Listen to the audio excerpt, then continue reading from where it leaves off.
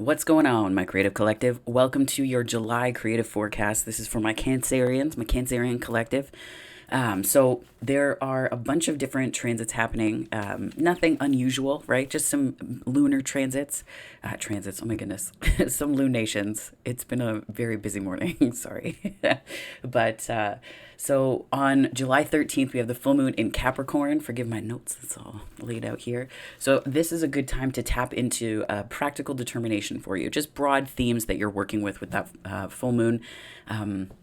Sort of nourishment for the journey. So how are you filling your cup, and how are you doing that in a way that's going to add to your process, to the daily rituals that support you and support your manifestations, right? So my take on this is that we're expanding on the details that make passion take flight, right? The Sagittarian full moon. So what is it? What is it in the details that makes passion take flight?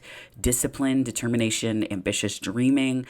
Also tied into the Jupiter retrograde starting on July 29th, we're looking at where we limit our own expansion. This is consistent for the full moon in Capricorn, but also it's kind of, I think it'll be a theme for July period where we're really looking at that and going and stretching beyond, right?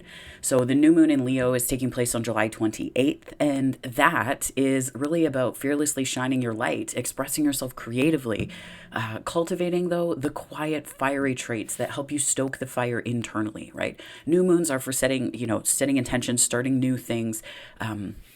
But they are also for inward. I find them to be useful for inward reflecting energy. When I would, maybe this is extra, but when I had more regular periods before I started taking tea, I would find that emotionally on the full moon, if I had it on or about the full moon, my emotions would be more expansive.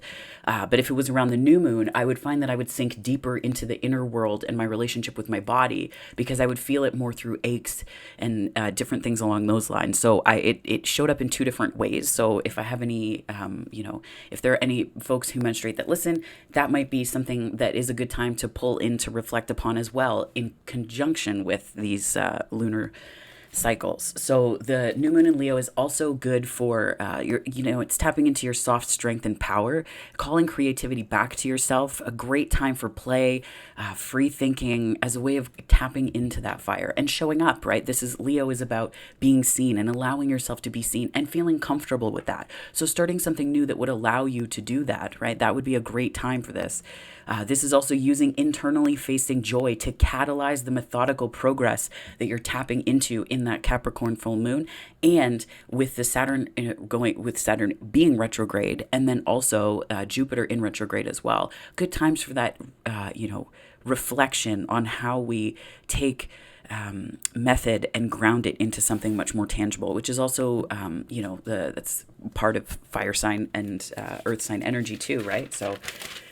And then, going into July 29th, that's the Jupiter retrograde. This is where we're going to test our limits and assumptions. So this is like lending practical insight into what we need to expand ourselves and how we need to expand ourselves from the inside out. But this is, retrogrades, 333 on the time. Retrogrades are a good time for inward facing energy and bringing that out, right? And just reflecting on this through journaling and whatnot. Don't necessarily dive into this work like it's the only thing. This energy usually shows up on the path if we're attuned to it, right? If we're attuned to it, it shows up in themes and things that happen in the world, but then also in our friend groups and whatnot. But it's tailored to our energy, right? So just listening to where these things are true for you. Now, Jupiter in Aries was a lot about personal power, independence. The people that I've spoken to about it, so a couple friends and just seeing, in comment sections and things like that, it was kind of like a baptism by fire into your sense of self, right? Into that Aries, I, me, my, right? That's that sense of self and really understanding the container of who you are and how that operates. This is also about cultivating skills and habits that carry us forward, right? In conjunction with the Capricorn full moon on July 13th. Now, it goes direct in Pisces on November 23rd, I believe. But yeah, so the other thing to keep in mind here is that what it is that, so how do we word this? With the Jupiter in retrograde energy, it's really about taking stock of what's happened from the beginning of the year to now. And then, is that where you want to be, right? Is it how you want to show up? Are you expanding to the fullest capacity for where you are and what feels good for you? Don't confuse feeling good with neglecting to really stretch your capacity, right? To stretch yourself. Like, don't confuse them, because stretching is not always comfortable, right? I know this, my North Node is in Aries. It is a constant dance where I'm trying to get into that sweet spot of that North Node and South Node, right? So, yeah, so this may call for some pauses in decision making, not pauses as in don't do it. This isn't necessarily Mercury retrograde energy. The beauty of this energy is that it's really allowing us to take stock of whether what we're doing is honoring ourselves or taking away from our sense of self, right? So don't be impulsive. Stay true to what will keep the faith for you. Now, this is my take on it, but ask yourself, might this decision require me to store faith later, or does this honor me and that faith in myself now, right? So just ask yourself that question. It will be felt most strongly. So the Jupiter retrograde will be felt most strongly by Aries, Cancer, Libra, and Capricorn. You're going to see a lot of externally facing growth, like a lot of external growth. The outside world will expand. The world will feel bigger to you. Gemini, Virgo, Sag, and Pisces. So if you have those placements in your chart, our wonderful mutable friends, those signs will feel it the second most, and it's more an inner expansion. Fixed signs are least affected, which, for the fixed signs that were most affected during the lunar and solar eclipses, there's a big shout out, a big hooray. I feel that at least. But yeah, so this is really about integrating the lessons from the first half of the year. And then while meditating on the energy specifically, my wonderful Cancerians, I was kayaking the other day, and I got to this one part of the lake where I was. And it was just beautiful because the water was still. I'll put the footage of it into the meditation that I'm doing on Sunday, the affirmations that I'm doing on Sunday. So you'll see the footage. So stay tuned to the channel for that. But there were these roots underground, and it was just so beautiful because some of them were older trees. They were as thick as the kayak, it looked like. Now, water can kind of play, like it can make things look bigger or smaller than they are. That's fine. But the roots that were underwater were huge. Whoops, I just hit the microphone here. So I was meditating on that energy. And what came to mind here was the concept of rememory as a theme for our, creative capacities in July. Now, it's from Toni Morrison's book, Beloved. So memory is like a constant, right? We can remember things actively. It's sort of something that we do as an act of will. But rememory is defined by Toni Morrison as this we're remembering things that we've forgotten about ourselves, about our experiences, and it can be kind of jarring, right? It can be a little bit jarring. They can be things that we've repressed, but just really recalling things that you forgot that you knew. And I feel like this is such a delightful energy, and it really struck me as something that we will probably come to understand with Jupiter and Aries energy and just all of the transits that are afoot, where we're stretching our capacity, where we're expanding ourselves. And this is, whoops, I keep hitting the thing with my knees because I'm fidgeting this morning.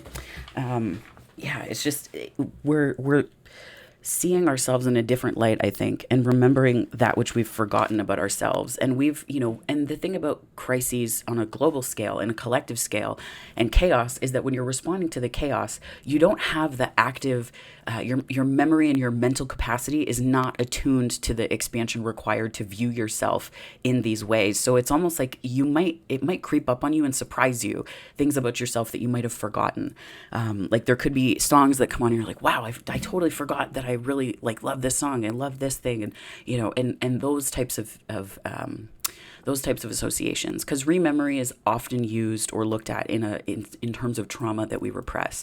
But I was seeing it as more of the beauty of it with the tree underwater, because the dam, the lake is really a dam, and it was built in the 17 or 1800s. So it's definitely a human-made construct. And I thought about this relative to other human-made constructs and things that we remember, that rememory. It's calling back when cast in a gentle light of the water. And that struck me as very Cancerian energy, right? Water sign, very Cancerian energy. So these human-made, I wrote this down, so human-made constructs like dams repress, but when we stumble upon them, we see not the hard edges of human, but the soft lines of the divine in the way that the life expectancy of wonder carries on. In terms of finding these things underwater and ourselves, it's not like an underwater that doesn't allow it to breathe, because somehow these trees have maintained their constitution. They've been so, like, for over 100 years, right? So they're still well alive underwater, and thriving. The root systems are so thick. It's just such a beautiful sight. So just thinking about, what the earth has in terms of its rememory, right? And when we repress our natural beauty, our own, how we shine in the world, it persists, and it's about stilling the waters long enough for us to see the rich nourishment it provides the entire ecosystem. So there's a bit happening this month, but creatively speaking, there's a lot that we can take from this. Because it wouldn't be a reading if I didn't forget it, I'm just going to grab the book to read from. I'm sorry, Chicken Little. I know, I poked your head. It's fine.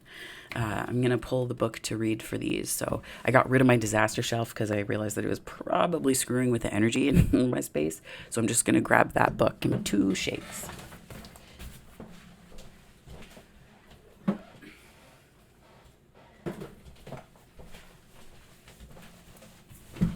Okay. I feel like that was 2 shakes, right? Okay.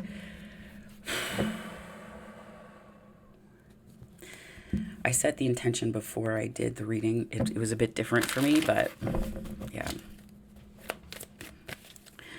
Okay, so Spirit, what messages do you have for my beautiful Cancerians ahead of this new month and all of these lovely energies? This is the Journey of Love Oracle. I put all the decks in the description below. Acceptance. Interesting. That's almost like what the logs looked like the algae and things like that on them underneath the water. So acceptance, it's quite interesting to me.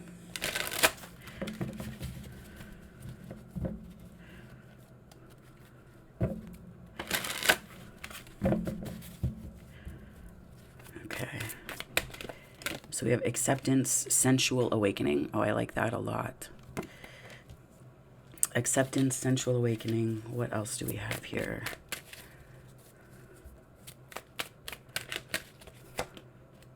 Woman of light. Some divine feminine energy at work too. I quite like that. These all strike me as very much within your wheelhouse, Cancer. These are beautiful energies. You know what I'm going to do? I think I'm going to read Sensual Awakening. I really like that card. It is what it is. Okay. Sensual Awakening. There we go. Within the sacred temple of your body, your soul experiences the vast buffet of life made manifest. Your sensuality is a way for your soul to express appreciation, pleasure, and joy. Your sensuality is much like your creative energy. It needs to be expressed regularly, otherwise it can become muffled under a fuzz of too much thinking. You are being called to experience your sensual nature again. You are beautiful and vivid, striking and appealing. Allow your sensual appreciation for yourself and others to flow and enjoy this unique experience of being a soul awakening in a body awakening. It's all love. This oracle brings you guidance that your sensual nature needs to play, and it doesn't require an external lover to do so, though that is one way, of course. It can be expressed through massage, creating art, spending time in nature, swimming, dancing mindfully, feeling the sun or air on your skin, drinking aromatic tea, or taking a bath. Play with what feels good for you and enjoy the indulgence. I don't like the idea of sensuality as indulgence. That's just not, no, I refuse. It will bring you renewed energy, and apart from that, it's fun. Yeah, so I feel like this is a little bit like it might feel frivolous. Like some of the energies might it might lead you to believe that what you're sinking into energetically is frivolous or some kind of frivolity. Like, oh, it doesn't matter, it's fine. But that's the beauty of the new moon in Leo. So that could be particularly important for your sign. And the new moon in Leo takes place on the 28th of July. Whoops. 28th of July. Or, I mean, thereabouts, depending on where you are in the world. Depending on where you are. Let me just move this up. There we go.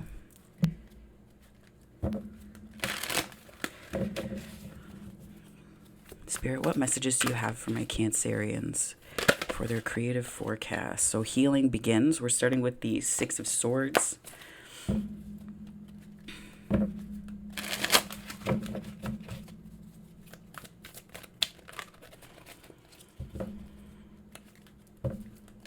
I don't know if there's a journey that you've been on or if this is like you're arriving at port. I'm hearing arriving at port, whatever that means. Nurture. So that's the Empress. This is beautiful. So that's the energy that we're embracing. So we're embracing Empress energy. So Six of Swords. I'll show you the cards there. Healing begins. Nurture.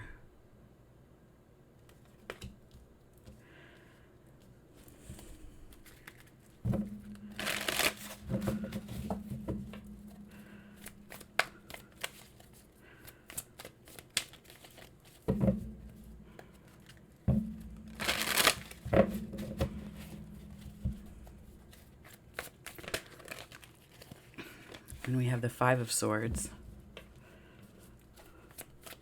That's what to release. So win or lose. Could be binary thinking, black and white thinking that we're letting go of. Sinking into the nuances. And Three of Cups, which is share the love. I quite like that. Three of Cups, share the love. Yeah. So really, for this month, I'm getting this image, again, sensual energy, very sensual energy here with the Empress. Very lush, taking it in, right? Three is showing up twice as well in terms of numbers on the cards. I think that you are embracing a more sensual view, a sensual, I don't want to say outlook, but there's something about your senses that you're nurturing this month.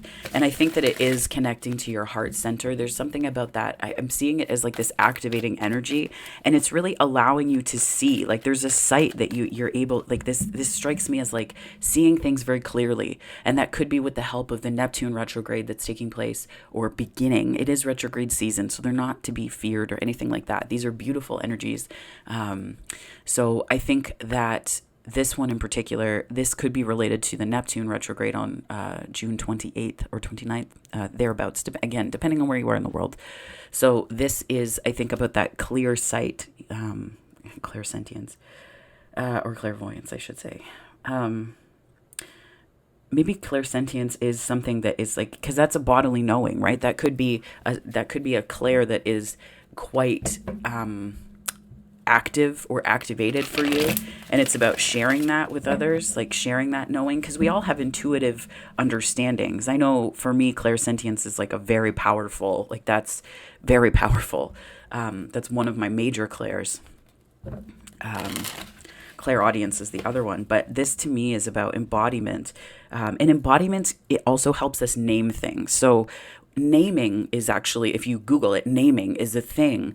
And I think that naming, not just in terms of like this taxonomy, like we're looking out into the world and classifying things. It's not about that. Naming is about seeing and feeling your own energy and where you are, and also the ways that you go about things too. And I think this is like getting outside of that binary thinking, win or lose, like black and white thinking. It's part of CBT. So cognitive behavioral therapy. And it's really important to remember because, you know, if you create situations in your life with that binary thinking, you know, then what ends up happening is it's not so much the competition or the competitive energy that you're in. What that can also do is really screw with your ability to feel the world through your heart, because everything will be a threat to you, to your ego. Everything will be a threat in terms of the fact that you might lose. There's a line from a Jason Mraz song that says, win some or learn some. It's the song I'm Yours. So that song has, that particular line will pop into my mind often if I'm operating from that place. But this is really an association. There really is something to expanding the ways that you envision what winning means to you. It's not just about like winner take all. Like, what does that mean? What does achievement mean? Right? It is looking deep into the meanings of things so that you can pull back and really see what it is that is constructing your life, that is building your life, the foundation of your life. So if you have this attitude of win or lose, instead of learning, right? Everything is a learning experience and opportunity. So if you win or lose, everything becomes a competition, and that drains your energy. It does mine. Like, even though I have my Aries is in Mars, I have Aries North Node, like it's like, like I love competition, sure. But then at the end of the day, like, it feels great for the ego, but what's the real purpose of it? What purpose is it serving in for the ego, right? I mean, I still say, like, with hockey and things like that, like I can get competitive, but at the end of the day, it's like, if you're attaching to the outcome in a way that takes away from your sense of self, in a way that harms you in terms of your vibrational frequency, then is it really helpful, right? That's, yeah. So we have the Six of Swords here. Spirit, what messages do you have? Whoa, those two went in and out. So we have the Nine of Cups and the Hermit. I'm hearing sixth house really loud. Virgo rules the sixth house. So you could have sixth house placements that are quite activated at the moment. So we have the Nine of Cups, the Hermit, the Knight of Pentacles.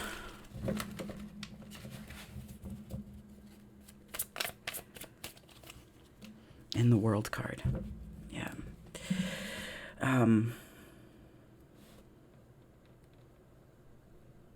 I feel like there's a way that you're trusting your actions. There's something about the methodical actions that you're taking because you can see things very clearly. Like, I'm getting Six of Swords, like healing begins, but I'm seeing this, like, this way that you're like peering beyond the veil. This way that you're looking past, like, you're seeing what's true and what isn't. The green is reminding me of the Wizard of Oz, and the, like, behind the curtain is the truth, right? So you're seeing the truth in much clearer terms than what you might have before. And I feel like it's allowing you to trust your process and your progress, right? The Knight of Pentacles strikes me as mark your progress, not your perfection. And so it's about, to me, this is really about being able to pull back and truly see yourself. Like, you're shining a light internally, and I think it's giving rise to this beautiful like this sense of, the Nine of Pentacles is more self-confidence, but I feel like this is like achievement. This is like satisfaction that is coming from within you, from within your heart center. This is like something that feels good, not because of the achievement factor on the outside, but something that is an inward facing light that you're shining for yourself. And I think that I'm getting this huge sense of being able to trust, because there's a lot of motion here. Six of Swords is a moving energy. Then you have the Hermit, moving energy, however slowly and however internally facing, it's still movement. Knight of Pentacles, slow, yes, but also movement, right? And I think that there's something that is healing about that for you because of the way that it's bringing, I'm hearing full circle, like something came full circle, and I think it's like freeing you, and that might be where this sensuality is coming from. It could be a cycle that you were in that was kind of binding your energy, right? So that it wasn't as free to move. So though it was moving slowly in the healing process, this Healing Begins card, it's like it was moving slowly, but do not confuse slow movement with no movement, if that makes sense, my lovelies. So just be mindful of that, that you don't write off your healing or write yourself out of joy or the next thing that's beginning for you. Because I do feel like there are beginnings here. The Sun, yeah. more of this joy energy, that more Leo energy too. So that could be the Leo new moon on July 28th. That will be particularly important for you.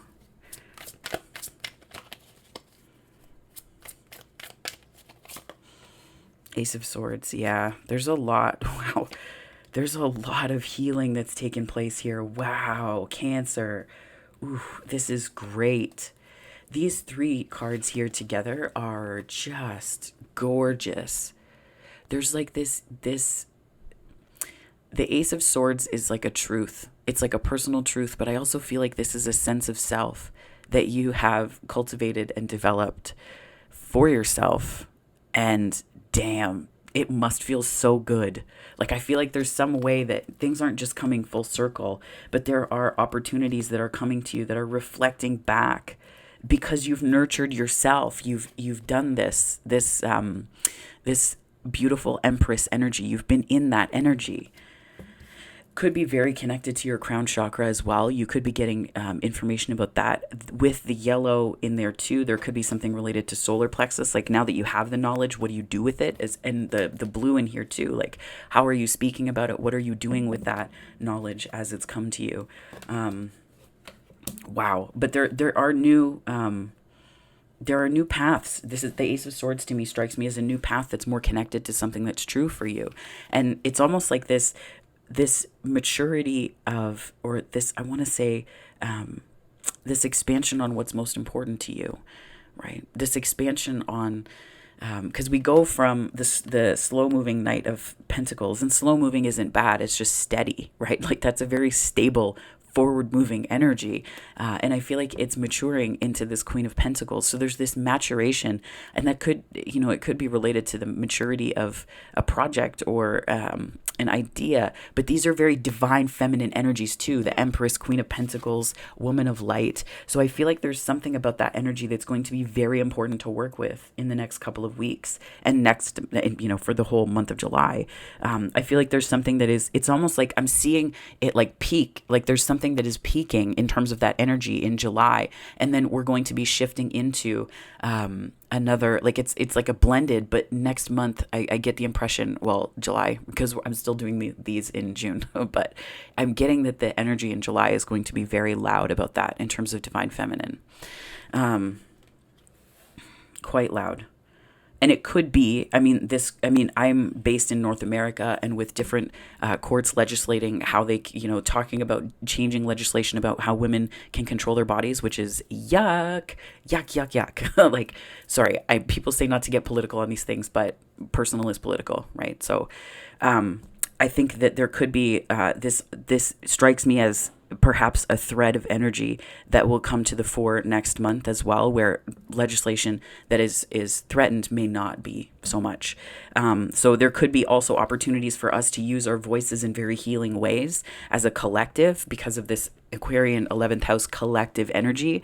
And I think that there has to be a focus on the joy. The divine feminine's joy is going to be very powerful in July for you, specifically Cancer, but also considering the way that you can lend your voice to not so much causes, like yes, causes, but what I'm seeing is more so like speaking the truth of divine feminine joy, speaking the truth of that and how that is healing, because I feel like that is going to do something to heal, whether that's in creative projects for you at work, what have you. There's something very honest and open about this, right? There's something very honest about it. And just honest in the sense that it's like, I've heard the phrase before, it's as true as air, right? It's as true as air, which is like, that's what that strikes me as too, right? So what is it about divine joy, divinely embodied sensual joy? How can that change things? How can that change the world? Whoa, that seems big. Not to discount it, but just, I wasn't expecting that to come out. How can that change things? Oh, I guess the world here. Yeah, that makes sense.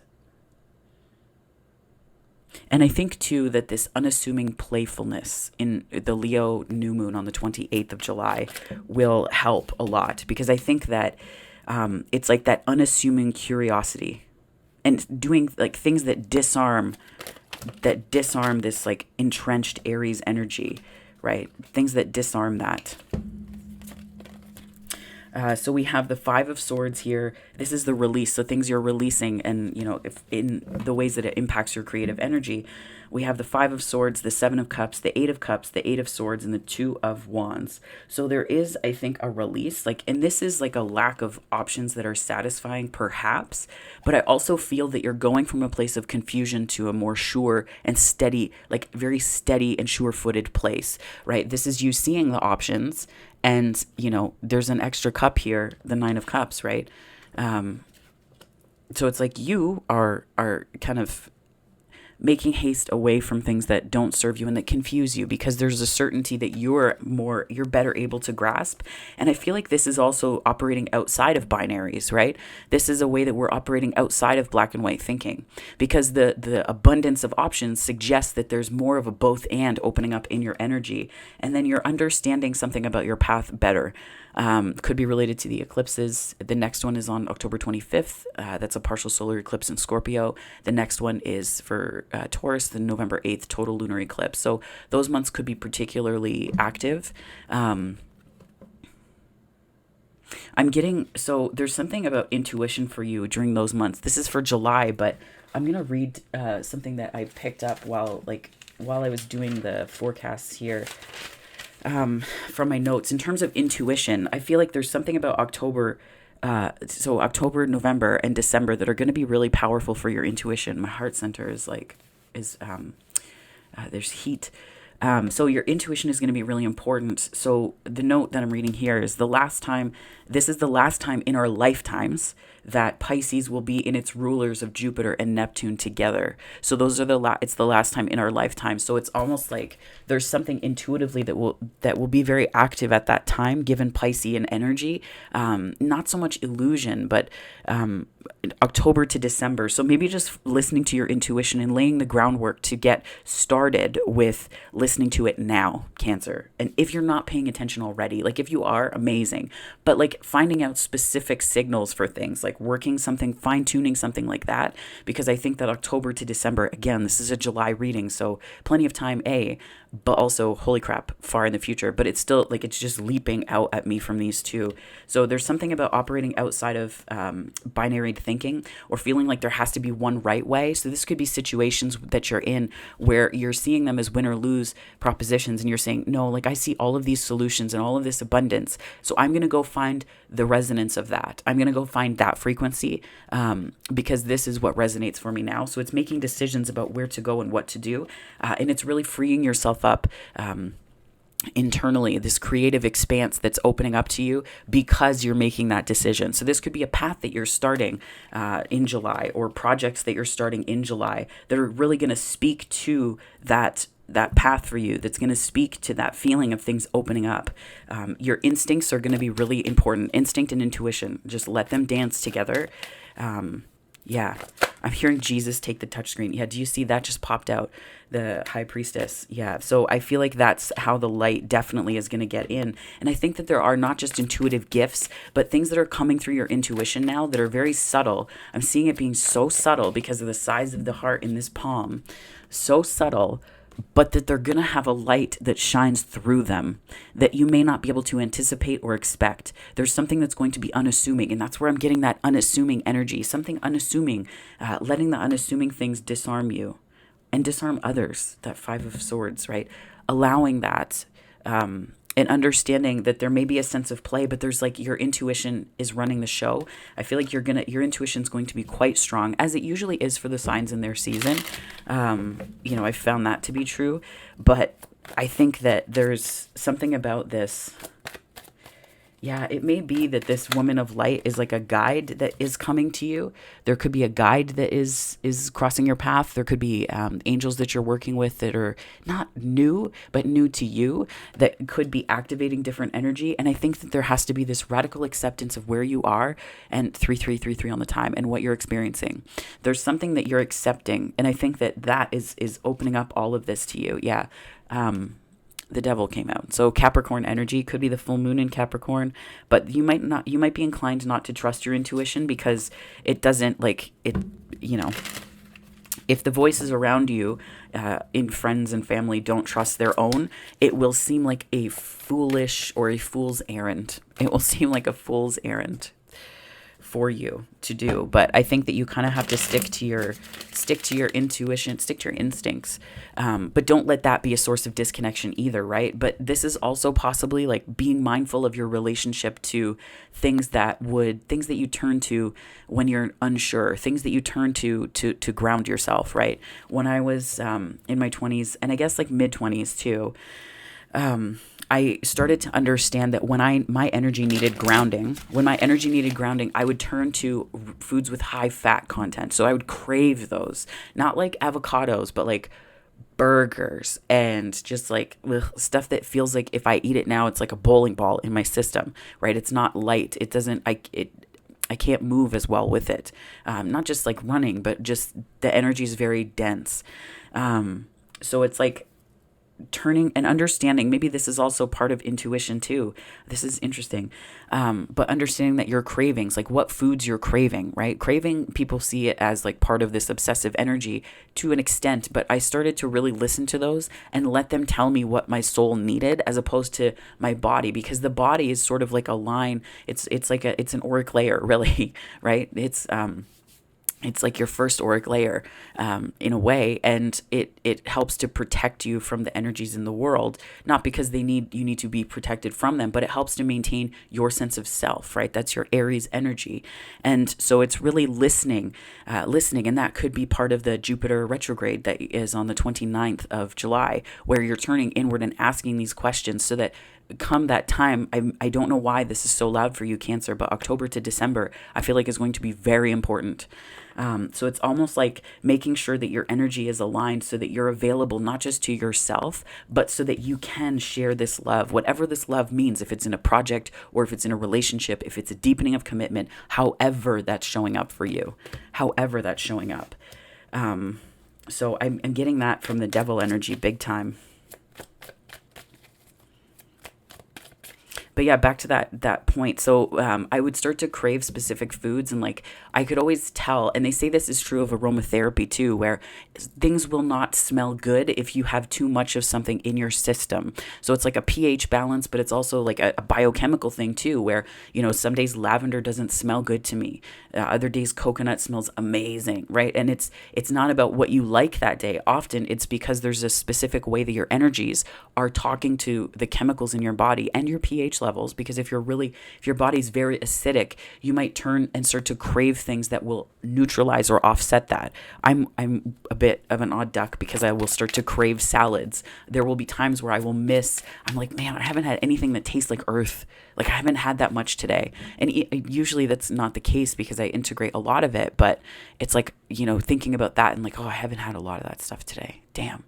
Right? So, and even with, because I have to eat animal protein for my autoimmune stuff, I should just call it something else. Oh my goodness. Anyways, because I have to eat a chunk of that and taking tea, it's like looking to the leanest forms of it possible. Right. And how do you take that in without your body getting into this super imbalance otherwise?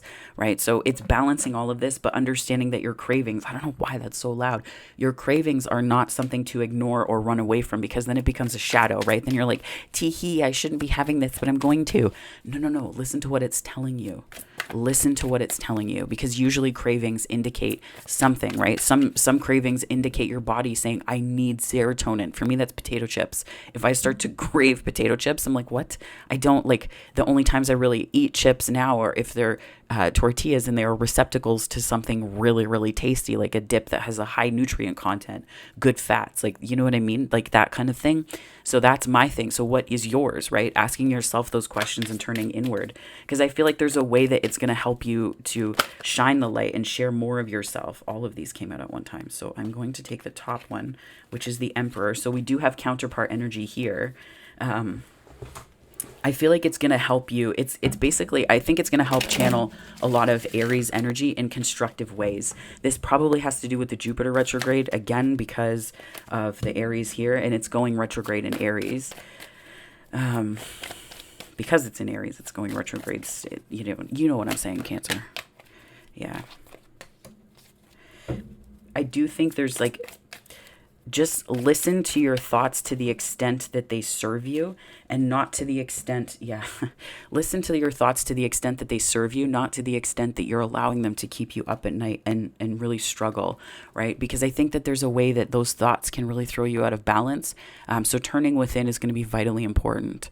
The High Priestess, this is not a minor arcana reflection necessarily, but I do see it as a turning inward and trusting your gut instinct. And the Ace of Wands came out with it, which is gut instinct, but also more new. So I think that there are new things on your path that you're either starting or that feel really good to you, and your energy needs to be available to you in order to do them. So be a little bit more, I want to say defensive, but not in the shadow side of it, but just like, this is my 10 feet of energetic space, and this is what's allowed in, and this is what isn't. I had to be like this when I was doing when I was organizing pride events, where I would say, like, I don't have time for this, and it's not because of you, it's just because of the season that I'm in right now, and just saying, like, I literally don't have time to worry about this internally to myself. Don't say it like that to people, because that can be really harsh and mean. But just, understanding the flow of your own energy is going to be really important here. I feel like this reading has gone on for a while, but Cancer, there's a lot here. I'm going to pull from the Elemental Oracle. Spirit, what messages do you have to begin to close out this reading for my beautiful Cancerians for their July creative forecast? Water. A lot of people getting water. Could be the root, imagery that I started out with, but water, right? Water. And pressure, transformation. Wow. I really like this. It's almost, I'm hearing DNA upgrades. So there could be like different ways that, because your energy is super sensitive right now, and I'm getting that for sure off of this row here, like how the light gets in. I feel like there's a way that your energy is very sensitive, and maybe meditating with or around water will be really important. Drinking a lot of water too. Like, I drink 4 liters a day, and I feel like that's not necessarily enough, right? I mean, like, I'm like 5'7", 5'8", so like, it's proportionate. And also just watching what kind of things are in the water as well. Like, I drink mostly distilled water, because I find that where I live, the water's very hard. So it has a lot of mineral content that really, if it calcifies shower heads and, coffee machines, what is it doing to your system, right? So I'm a bit, again, a bit of an odd duck in the way that I get really like hardcore about that. But I also found that it opened up, there was like some pineal pressure that was relieved for me when I started to drink more distilled water, because of how fluoride can calcify or make it more difficult for the pineal gland to do its work. If it's, anyways, that's more of a nuanced thing in terms of health. And I know that it's still important to get fluoride in your system because of enamel health and tooth health. So don't like wholesale do that. Do your research. I'm not a doctor. I've talked to a ton of people in terms of how I've integrated it, but you need to know what's best for you, right? So do that. Spirit, what messages do you have to close out this reading from this Mike Dooley deck? It's not only about being right. 5 of Swords. Yeah. I think it's maybe just looking, I'm hearing organizational goals. It's like looking at, maybe you, with the Emperor here, you could own a business, or you could be starting a business. You could be working with business owners. And I think that there might be something to this, not notion, but to the place of the 5 of Swords, where it's like, are you allowing conflict to be the dominant energy in your vibration because you need to prove things? That's the other side of this too, is like, when you are needing to prove something all the time, generally speaking, it is because you are in a 5 of Swords place. You believe, you have bought into the idea of a binary way of approaching the world. So in that proving energy, you need to be right. And so that's coming from ego, and has like, the ego is kind of hooked or got an anchor. And that's usually not because you're choosing it. It's kind of an unconscious decision where you hook into that. And what ends up happening is it's generally connected, in my experience with myself and others, to a trigger. So it's connected to a trigger where, why do you need to prove yourself? What is it that makes that such an urgent energy to respond to? Why is that such an urgent energy that you need to jump to 4343 on the time. So it's just understanding the nuances of that and kind of asking those questions as part of the Jupiter retrograde, right? How does that limit your expansion? Because that's a big release. And then the one that came out after that was You Are Adored, which is not wrong, Cancer. You are adored. You are. Yeah. So remembering too that, this could be relationship related, and just remembering that you are, it's not just important, because important implies that you're doing something that makes you valuable here. And that's just not true. You're here and you have worth independent of what you do in the world. You are a human being, not a human doing, right? Breathe. I think that's going to be really important, but just finding people and situations that remind you of how adored you are, right? That can be sound a bit weird, like you're cultivating your life to always, high five you and be comfortable. Not true. You're ceasing to go to the hardware store for milk when you are looking at the Aries in your chart and in your life. You are ceasing to go to people who cannot fill cups 4444 on the time. You are ceasing to go to people who cannot fill cups and then demanding to know why yours is empty, and being okay with it being empty, making peace with where it is, making peace with where you are, right? But remembering that your adoration starts internally too. If you do not believe you are worthy of adoration, you will pick, friendships will cross your path, people will cross your path, relationship opportunities will cross your path, jobs will cross your path that inherently cannot honor you. Right? They can't honor you because it's just not in your vibration. So once you get into that place of finding that and making peace with that, it will come. So Cancer, that was your reading for July, your creative forecast. I hope this was helpful. If it resonated, give it a like and subscribe. I would greatly appreciate it. If you are interested, there are other ways you can connect with me on the channel, so do check that out. But if this is where we leave things, my darlings, I hope that wherever this finds you on the time-space continuum, morning, afternoon, or night, that it finds you very, very well. Take care and have a wonderful July, my lovelies.